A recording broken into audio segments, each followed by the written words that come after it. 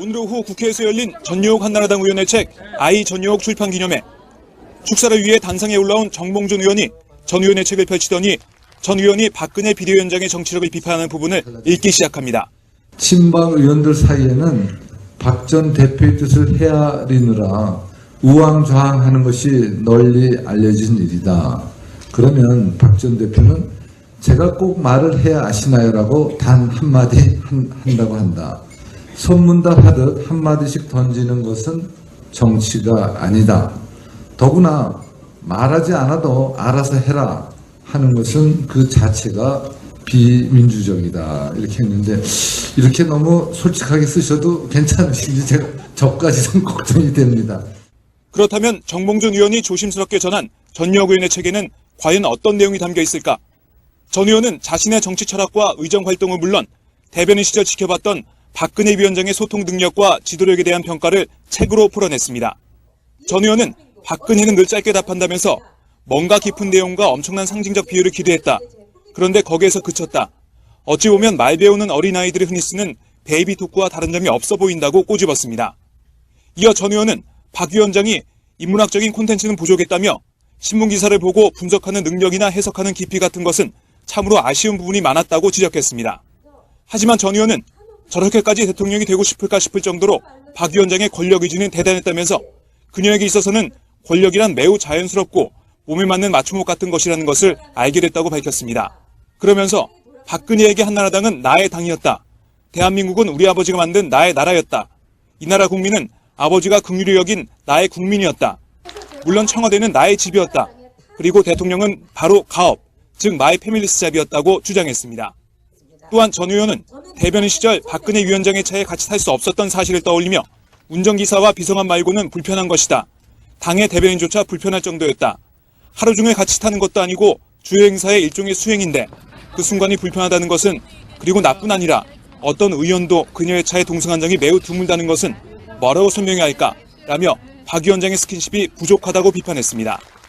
특히 박근혜의 입으로 불릴 정도로 박 위원장의 최측근으로 꼽혔던 전 의원은 박근혜 후보가 순발력이 부족하고 백단어 공주라는 것보다 더 근본적인 문제가 있었다면서 2007년 대선 당시 박근혜 후보를 지지하지 않았던 이유도 밝혔습니다.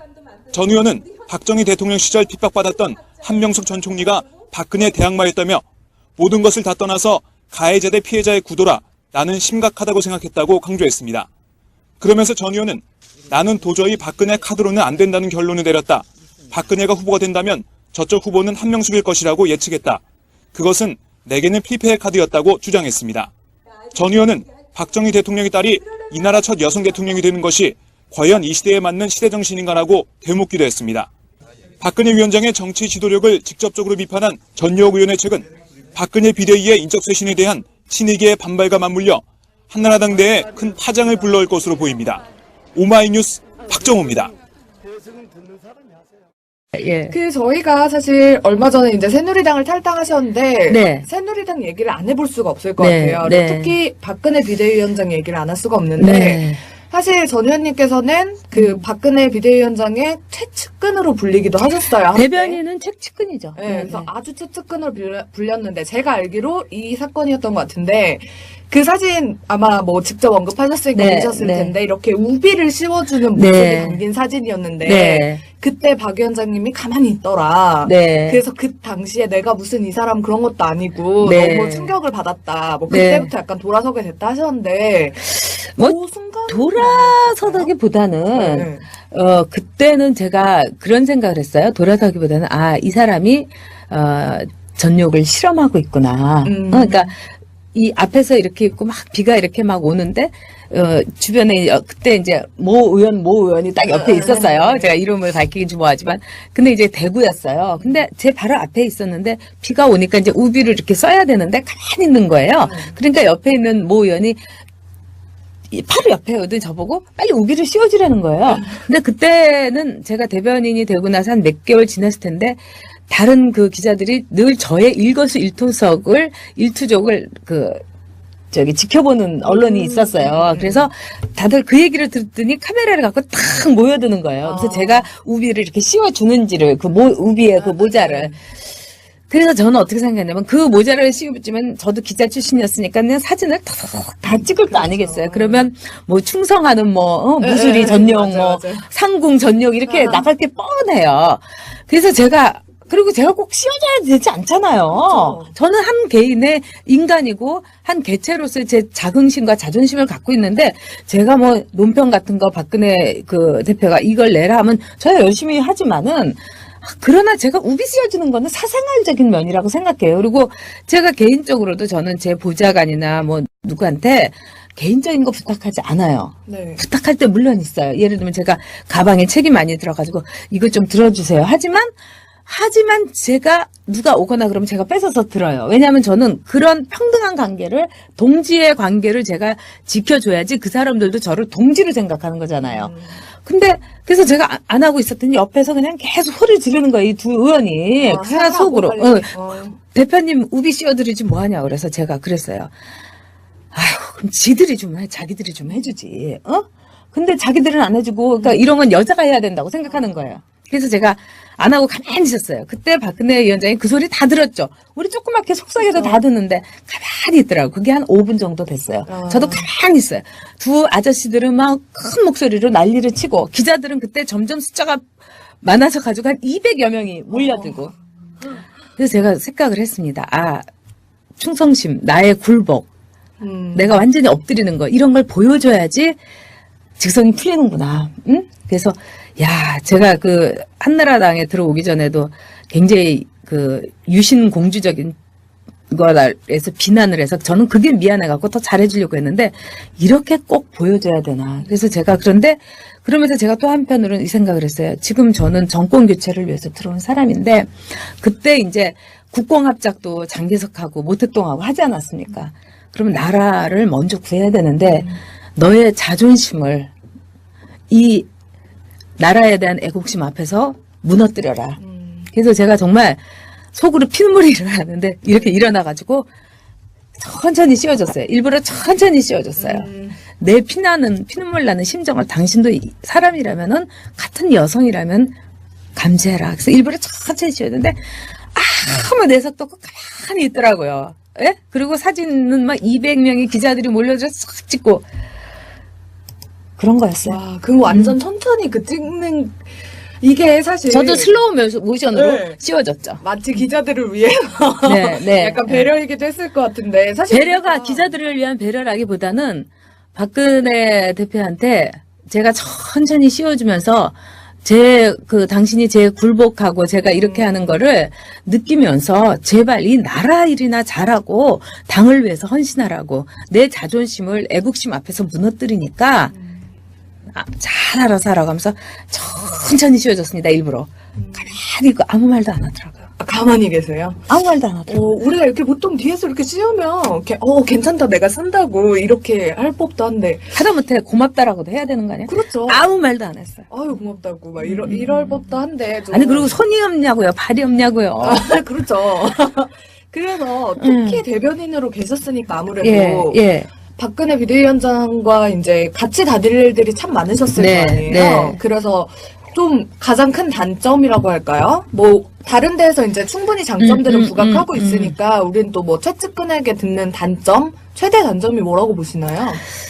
박근혜 대표의 문제점은 뭐냐면은 우아함이 있는데 좀 촌스러운 우아함이라는 거죠. 18년 동안에 청와대에 있으면서 굉장히 그 절제된 언동이라든가 옷 입는 거라든가 뭐 이런 거 다 참 고급스럽고 짜르르 흐르고 그러는데 저는 일단 패션 스타일도 그 FAHION 이 패션이 없어서 싫었어요.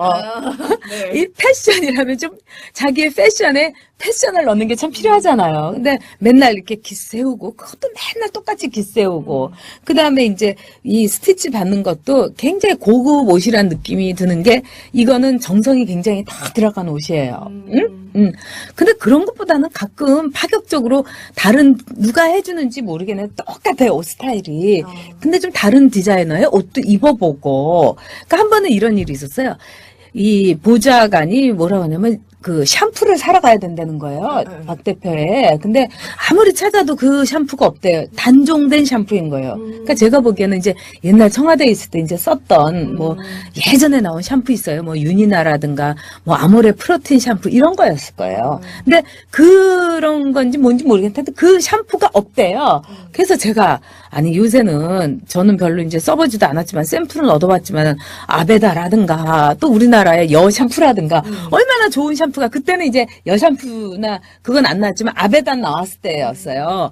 또 뭐 국산 샴푸 중에서도 뭐 있잖아요. 그 우리가 흔히 쓸 수 있는 엘레스틴, 뭐 머릿결이 엘레스틴, 상쾌해져요. 케라스틴 그거 너무 좋더라고요. 그래서 아니 그런 거 좀 써보지 왜 옛날에 10몇 년 전에 나와서 단종된 샴푸를 했는데 그래도 그걸 쓰셔야 된다고 해서 제가 어제 하루 종일 찾아다녔다는 거예요. 그런 거. 그 다음에 한 번은 이제 이 어머니들하고의 그 대화를 위해서 저희가 무슨 이 대형 슈퍼에 있는 이 대형 슈퍼에 가면 뭐 맥도날드라든가 또 뭐죠? 그 저기 롯데리아 이런 네. 데가 있잖아요. 그래서 그런 데 가서 어머니들하고 대화를 하는 거예요. 햄버거를 먹으면서. 그 햄버거는 청바지와 같이 먹는 거고 또 설사 이제 우리처럼 이런 옷을 입었더라도 그냥 손으로 쥐고 앙 하고 먹는 거 아니에요? 그게 멋있는 거 아니에요? 근데 저는 막 이거 들고 앙 하고 먹으려고 그러는데 안 드시고 가만히 있는 거예요. 그래서 제가 아니 왜 안 먹냐고 안 드세요? 이런 거예요. 그랬더니 뭐 이러시더라고요. 그러더니 드디어 보좌관이 이 플레이트에다가 이 포크와 나이프를 갖고 온 거야. 아니 햄버거를 무슨 포크와 나이프로 먹습니까? 물론 요즘에 그 고급 햄버거 집 같은 데는 포크와 나이프로 먹는 데도 있지만 우리가 그때 먹었던 거는 롯데리아 같은 거예요. 그거는 손으로 먹고 그리고 햄버거는 손으로 먹어야지 그게 멋있는 거예요 사실은. 근데 그렇죠. 그런 어떤 저기 촌스러운 우아함, 시대가 지난 올드 패션, 이런 게 좀 약간 왠지 클럽에 웨딩드레스 입고 가실 것 같다는 생각이 들 정도로. 클럽에 왕관 쓰고 왕관 웨딩 쓰고, 드레스 네. 입고 띠 그렇게 메고 가실 것 그렇죠. 이러면서 맞아요. 이런 느낌이 살짝 상상을 해봤는데요. 그러면서 기둥두에 있어야 되겠죠. 네, 그러면 맞아요. 눈에 띄면 안 되잖아요. 네, 네, 네. 클럽에 왜냐면 또 클럽에 안내하는 사람들도 저 기둥뒤로 가세요. 여기 물 좋은 데기 때문에 오시면 안 돼요. 이럴 것 같아요. 새누리당 박근혜 비대위원장이 어떤 이런 전 의원님에 대해 뭐 자주 그런 얘기 나오잖아요. 요즘에 보복공천 뭐 이런 얘기 많이 나오는데 그런 차원의 하나로 영등포 갑에 그런 공천을 했다고 생각하시나요? 물론이죠. 그러면 지금의 새누리당 공천 어떻게 보시나요? 한마디로 저희가 이제 18대 공천을 지켜보면서 저도 이렇게 하면 안 된다. 왜냐면은 가진 사람은 베풀어야 돼요. 그리고 가진 사람은 양보해야 돼요. 그러니까 친이가 제가 친이 쪽이었다면 가령 영남이라든가 비례대표를 몇 개를 탁 띄워가지고 박근혜 그 후보한테 마음대로 하십시오. 재량권을 드리겠습니다. 저는 그렇게 했을 것 같아요. 근데 이제 그 추억이 있지 않습니까? 근데 박근혜 대표도 이렇게 자기가 정권을 가지고 다 하게 되면은 오히려 친이 쪽을 살려주는 거예요. 그리고 저같이 쓴소리 했던 사람을 저 같으면 일부러 살려줘요. 그러면 저도 그동안에 섭섭하고 화나고 이해 못하는 일이 있었지만은 그래 이게 보수에 대한 인정이구나. 이런데 저를 공천해서 우편향돼 있기 때문에 공천을 줄 수 없다. 응? 만약에 제가 여론조사에서 뭐 못 나오고 영등포에서 제가 맨날 놀고 일을 안 해다면은 다른 이유 될 텐데 다른 이유 하나도 못 됐잖아요. 우편향이어서 못 해준다. 이게 보복 아니고 뭐겠어요. 그리고 보수의 가치고 보수에 대한 배신이고 배덕이라고 저는 생각합니다. 그러면은 지금 뭐 여러 가지 문제점들이 많이 나오고 있긴 하지만 박근혜 비대위원장이 앉은 새누리당 그러니까 박근혜 비대위원장이 새누리당 제대로 끌고 있다고 보시나요? 아니죠. 당이라는 거는 정치라는 거는요. 자기가 제일 싫은 사람하고 얘기하고 자기가 제일 미운 사람하고 밥값 내면서 같이 밥 먹는 거예요. 저는 그렇게 생각합니다. 그래서 트윗에서도 저한테 막 무슨 년이라고 그 상소리까지 써가면서 네네네. 욕설하는 사람에게도 똑같이 욕설 안 해요. 왜? 이게 정치니까. 네네. 그 대신 야근 좀 올려주죠. 근데 박근혜 위원장은 그런 게 없어요. 제가 박근혜 그 위원장을 쭉 이제 이 청와대에서부터 네. 그때 잘 알고 모셨던 사람들도 제가 다 많이 만나고 그랬죠. 근데 그분들이 공통점으로 박근혜 위원장하고 한 18년 혹은 30년 같이 한 분들이 있는데 저한테 공통적으로 그분들이 하는 말이 있었어요. 굉장히 중요한 말인데 네. 박근혜 위원장은 박근혜라는 사람은 자기에게 요만큼이라도 뭐랄까 심기를 거스리거나 나쁜 말을 하거나 이렇게 하면은 절대로 용서를 하지 않는다고. 그 대신에 박근혜가 용서하는 사람은 딱 한 명 있다. 누구냐? 자기 자신. 아. 아니 이번에도 그렇잖아요. 공천 승복하는 것이 응? 정도다 이렇게 얘기했지만 박근혜 위원장은 공천 승복했습니까?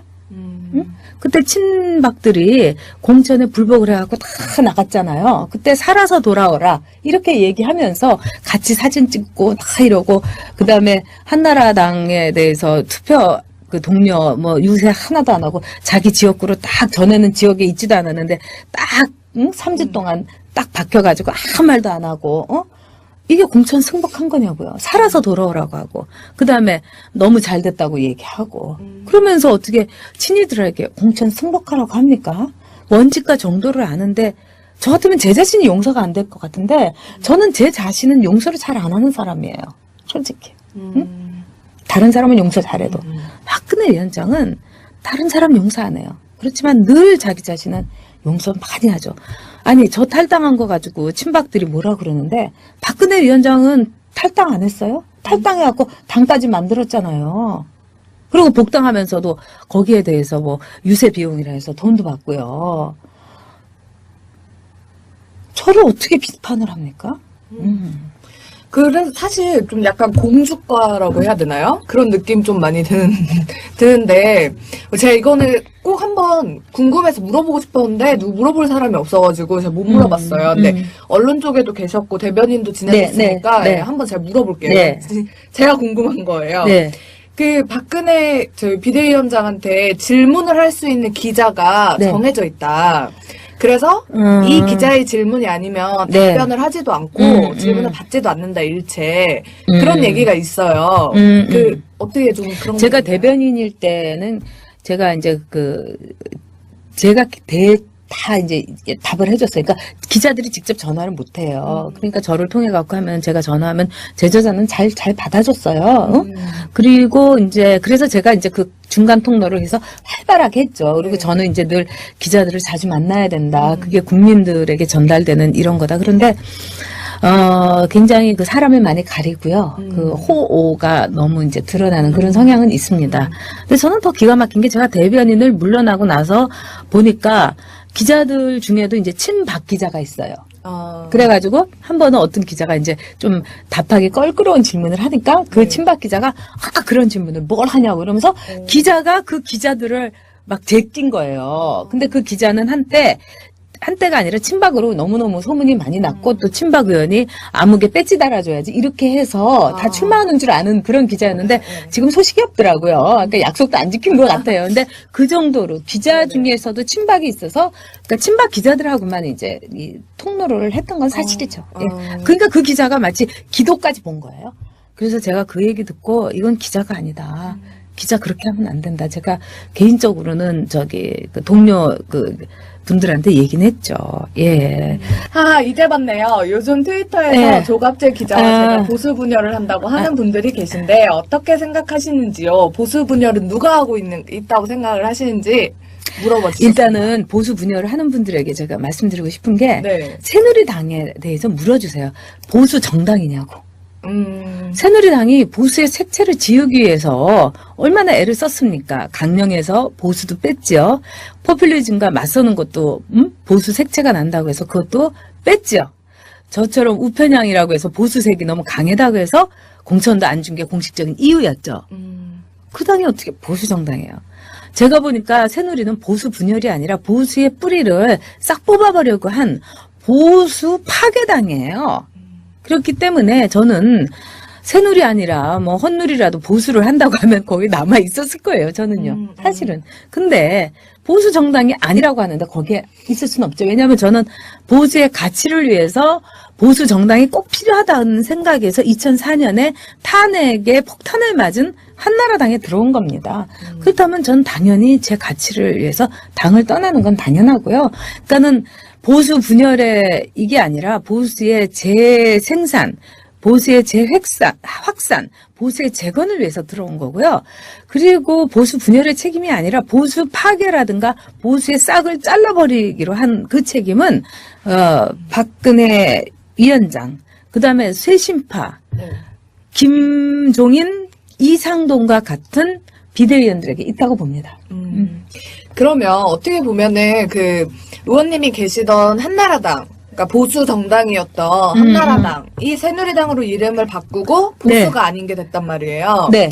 그 책임을 박근혜 비대위원장이 갖고 있을 수도 있다라고 생각을 하시잖아요. 뭐 대표는 무한 책임을 져야 되니까요. 예. 그래서 좀 이렇게 하시고 싶은 얘기 있으실 것 같아요. 좀 제대로 해달라. 왜냐면 보수를 지지하신다고 하셨으니까. 그렇다면 뭐 좀 전하고 싶은 메시지라던가 이런 게 있으신가요? 저는 저희 이제 국민생각당이 벌써 큰일을 했다고 생각해요. 저희가 나와서 보수의 가치 어쩌고저쩌고 하니까 이제 말하자면 조중동이라는 그 이제 이 언론을 통해 가지고 보수의 분열이라는 사설이 지금 쫙 깔리고 있잖아요. 그러니까 저희 구박받고 있어요. 네네. 그럼에도 불구하고 그렇게 하면 아마 새누리도 보수의 색채를 싹 지우려고 했던 거를 지금 감히 싹 지우지 못할 겁니다. 그러면서 보수의 분열이라고 한 것 자체가 그래도 우리 보수당 아니라고 했는데 새누리도 보수당이라는 걸 이제 얘기하기 시작한 거 아니에요. 네, 그렇죠. 너무너무 잘 됐어요. 그러면 보수끼리 경쟁을 해가지고 빵을 키우고 떡을 크게 하고 파이를 키우면 되는 거예요. 그러니까는 박근혜 위원장과 새누리당은 빨리빨리 보수다 해주십시오. 그러면 우리 같이 보수 하면서 빵을 키워보자고요. 떡을 크게 만들어 보자고요. 그 저희가 사실 얼마 전에 이제 새누리당을 탈당하셨는데 네. 새누리당 얘기를 안 해볼 수가 없을 것 네, 같아요. 네. 특히 박근혜 비대위원장 얘기를 안 할 수가 없는데 네. 사실 전 의원님께서는 그 박근혜 비대위원장의 최측근으로 불리기도 하셨어요. 한때. 대변인은 책측근이죠. 네, 그래서 아주 최측근으로 불렸는데 제가 알기로 이 사건이었던 것 같은데 그 사진 아마 뭐 직접 언급하셨으니까 네, 보셨을 네. 텐데 이렇게 우비를 씌워주는 모습이 네. 담긴 사진이었는데 네. 그때 박 위원장님이 가만히 있더라. 네. 그래서 그 당시에 내가 무슨 이 사람 그런 것도 아니고 네. 너무 충격을 받았다. 뭐 네. 그때부터 약간 돌아서게 됐다 하셨는데 뭐 그 순간 돌아서다기보다는 네. 그때는 제가 그런 생각을 했어요. 돌아서기보다는 이 사람이 전욕을 실험하고 있구나. 그러니까 이 앞에서 이렇게 있고 막 비가 이렇게 막 오는데 주변에 그때 이제 모 의원이 딱 옆에 있었어요. 제가 이름을 밝히긴 좀 뭐하지만 근데 이제 대구였어요. 근데 제 바로 앞에 있었는데 비가 오니까 이제 우비를 이렇게 써야 되는데 가만히 있는 거예요. 그러니까 옆에 있는 모 의원이 바로 옆에 오더니 저보고 빨리 우비를 씌워주라는 거예요. 근데 그때는 제가 대변인이 되고 나서 한 몇 개월 지났을 텐데 다른 그 기자들이 늘 저의 일거수일투족을 지켜보는 언론이 있었어요. 그래서 다들 그 얘기를 듣더니 카메라를 갖고 탁 모여드는 거예요. 그래서 제가 우비를 이렇게 씌워주는지를 우비에 그 모자를. 그래서 저는 어떻게 생각했냐면 그 모자를 씌우지만 저도 기자 출신이었으니까 그냥 사진을 다 찍을 거 아니겠어요. 그러면 뭐 충성하는 무술이 오늘 오후 국회에서 열린 전용욱 한나라당 의원의 책 아이 전용욱 출판 기념회. 축사를 위해 단상에 올라온 정봉준 의원이 전 의원의 책을 펼치더니 전 의원이 박근혜 비대위원장의 정치력을 비판하는 부분을 읽기 시작합니다. 친박 의원들 사이에는 박 전 대표의 뜻을 헤아리느라 우왕좌왕하는 것이 널리 알려진 일이다. 그러면 박 전 대표는 제가 꼭 말을 해야 아시나요라고 단 한마디 한다고 한다. 소문답 하듯 한마디씩 던지는 것은 정치가 아니다. 더구나 말하지 않아도 알아서 해라 하는 것은 그 자체가 비민주적이다. 이렇게 했는데 이렇게 너무 솔직하게 쓰셔도 괜찮으신지 저까지 좀 걱정이 됩니다. 그렇다면 정봉준 의원이 조심스럽게 전한 전용욱 의원의 책에는 과연 어떤 내용이 담겨 있을까? 전 의원은 자신의 정치 철학과 의정 활동은 물론 대변인 시절 지켜봤던 박근혜 위원장의 소통 능력과 지도력에 대한 평가를 책으로 풀어냈습니다. 전 의원은 박근혜는 늘 짧게 답한다면서 뭔가 깊은 내용과 엄청난 상징적 비유를 기대했다. 그런데 거기에서 그쳤다. 어찌 보면 말 배우는 어린아이들이 흔히 쓰는 베이비 토크와 다른 점이 없어 보인다고 꼬집었습니다. 이어 전 의원은 박 위원장이 인문학적인 콘텐츠는 부족했다며 신문기사를 보고 분석하는 능력이나 해석하는 깊이 같은 것은 참으로 아쉬운 부분이 많았다고 지적했습니다. 하지만 전 의원은 저렇게까지 대통령이 되고 싶을까 싶을 정도로 박 위원장의 권력 의지는 대단했다면서 그녀에게 있어서는 권력이란 매우 자연스럽고 몸에 맞는 맞춤옷 같은 것이라는 것을 알게 됐다고 밝혔습니다. 그러면서 전용, 맞아요, 뭐, 맞아요. 상궁, 전용, 이렇게 나갈 게 뻔해요. 그래서 제가 꼭 씌워줘야 되지 않잖아요. 그렇죠. 저는 한 개인의 인간이고, 한 개체로서의 제 자긍심과 자존심을 갖고 있는데, 제가 뭐, 논평 같은 거 박근혜 그 대표가 이걸 내라 하면, 저야 열심히 하지만은, 그러나 제가 우비 씌워주는 거는 사생활적인 면이라고 생각해요. 그리고 제가 개인적으로도 저는 제 보좌관이나 뭐, 누구한테, 개인적인 거 부탁하지 않아요. 네. 부탁할 때 물론 있어요. 예를 들면 제가 가방에 책이 많이 들어가지고 이거 좀 들어주세요. 하지만 제가 누가 오거나 그러면 제가 뺏어서 들어요. 왜냐하면 저는 그런 평등한 관계를, 동지의 관계를 제가 지켜줘야지 그 사람들도 저를 동지로 생각하는 거잖아요. 근데 그래서 제가 안 하고 있었더니 옆에서 그냥 계속 소리 지르는 거예요. 이 두 의원이. 하나 속으로. 대표님 우비 씌워드리지 뭐하냐. 그래서 제가 그랬어요. 아휴, 그럼 지들이 좀 해. 자기들이 좀 해주지. 근데 자기들은 안 해주고, 그러니까 이런 건 여자가 해야 된다고 생각하는 거예요. 그래서 제가 안 하고 가만히 있었어요. 그때 박근혜 위원장이 그 소리 다 들었죠. 우리 조그맣게 속삭여도 다 듣는데 가만히 있더라고요. 그게 한 5분 정도 됐어요. 저도 가만히 있어요. 두 아저씨들은 막 큰 목소리로 난리를 치고, 기자들은 그때 점점 숫자가 많아서 가지고 한 200여 명이 몰려들고. 그래서 제가 생각을 했습니다. 아, 충성심, 나의 굴복. 내가 완전히 엎드리는 거, 이런 걸 보여줘야지 직성이 풀리는구나. 응? 그래서 제가 그 한나라당에 들어오기 전에도 굉장히 그 유신 공주적인 거에서 비난을 해서 저는 그게 미안해갖고 더 잘해주려고 했는데 이렇게 꼭 보여줘야 되나. 그래서 제가 그러면서 제가 또 한편으로는 이 생각을 했어요. 지금 저는 정권 교체를 위해서 들어온 사람인데 그때 이제 국공합작도 장개석하고 모택동하고 하지 않았습니까? 그러면 나라를 먼저 구해야 되는데 너의 자존심을 이 나라에 대한 애국심 앞에서 무너뜨려라. 그래서 제가 정말 속으로 피눈물이 일어나는데 이렇게 일어나가지고 천천히 씌워줬어요. 일부러 천천히 씌워줬어요. 내 피눈물 나는 심정을 당신도 사람이라면은 같은 여성이라면 감지해라. 그래서 일부러 천천히 씌워줬는데 아무 내색도 없고 가만히 있더라고요. 예? 그리고 사진은 막 200명의 기자들이 몰려들어서 싹 찍고 그런 거였어요. 와, 그거 완전 천천히 찍는, 이게 사실. 저도 슬로우 모션으로 네. 씌워줬죠. 마치 기자들을 위해서. 네. 약간 배려이기도 했을 것 같은데. 사실. 배려가 기자들을 위한 배려라기보다는 박근혜 대표한테 제가 천천히 씌워주면서 당신이 제 굴복하고 제가 이렇게 하는 거를 느끼면서 제발 이 나라 일이나 잘하고 당을 위해서 헌신하라고 내 자존심을 애국심 앞에서 무너뜨리니까 잘 알아서 하라고 하면서 천천히 씌워줬습니다. 일부러. 가만히 있고 아무 말도 안 하더라고요. 가만히 계세요. 아무 말도 안 하더라고요. 우리가 이렇게 보통 뒤에서 이렇게 씌우면, 괜찮다, 내가 쓴다고, 이렇게 할 법도 한데. 하다못해 고맙다라고도 해야 되는 거 아니에요? 그렇죠. 아무 말도 안 했어요. 아유, 고맙다고, 막, 이럴 법도 한데. 좀. 아니 그리고 손이 없냐고요. 발이 없냐고요. 그렇죠. 박근혜에게 한나라당은 나의 당이었다. 대한민국은 우리 아버지가 만든 나의 나라였다. 이 나라 국민은 아버지가 긍휼히 여긴 나의 국민이었다. 물론 청와대는 나의 집이었다. 그리고 대통령은 바로 가업, 즉 마이 패밀리스 잡이었다고 주장했습니다. 또한 전 의원은 대변인 시절 박근혜 위원장의 차에 같이 탈 수 없었던 사실을 떠올리며 운전기사와 비서관 말고는 불편한 것이다. 당의 대변인조차 불편할 정도였다. 하루 종일 같이 타는 것도 아니고 주요 행사의 일종의 수행인데 그 순간이 불편하다는 것은, 그리고 나뿐 아니라 어떤 의원도 그녀의 차에 동승한 적이 매우 드물다는 것은 뭐라고 설명해야 할까? 라며 박 위원장의 스킨십이 부족하다고 비판했습니다. 특히 박근혜의 입으로 불릴 정도로 박 위원장의 최측근으로 꼽혔던 전 의원은 박근혜 후보가 순발력이 부족하고 백단어 공주하는 것보다 더 근본적인 문제가 있었다면서 2007년 대선 당시 박근혜 후보를 지지하지 않았던 이유도 밝혔습니다. 전 의원은 박정희 대통령 시절 핍박받았던 한명숙 전 총리가 박근혜 대항마였다며 모든 것을 다 떠나서 가해자 대 피해자의 구도라 나는 심각하다고 생각했다고 강조했습니다. 그러면서 전 의원은 나는 도저히 박근혜 카드로는 안 된다는 결론을 내렸다. 박근혜가 후보가 된다면 저쪽 후보는 한명숙일 것이라고 예측했다. 그것은 내게는 필패의 카드였다고 주장했습니다.